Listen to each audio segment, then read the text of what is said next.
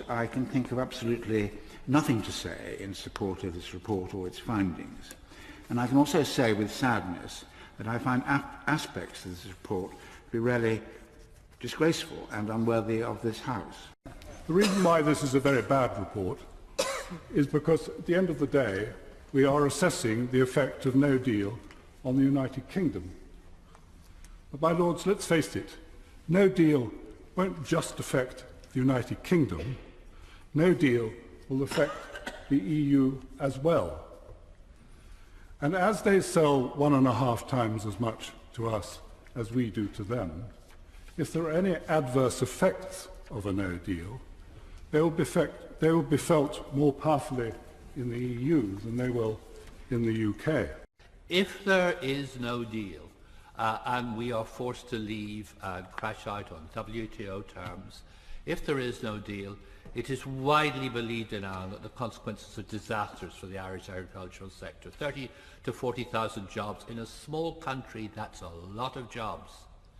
Is there any reference to the consequences of no deal for Ireland, to this obvious fear in our report? No. Under no deal, the EU loses around £500 billion in net present value. That's because, one, it loses our financial support during the implementation period.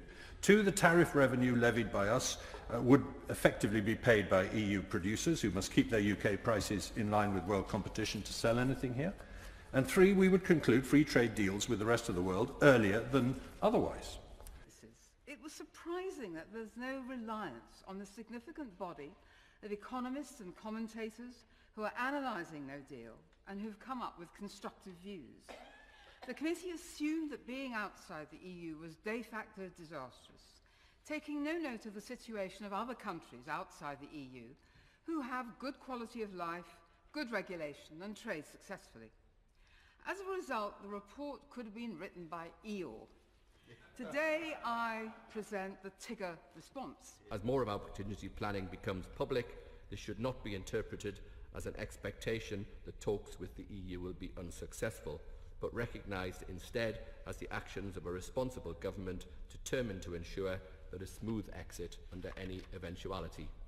A deep and special partnership taking in both economic and security cooperation between the UK and the EU is of such mutual importance, as my noble friend Lord Hamilton pointed out, that I am confident it can be agreed.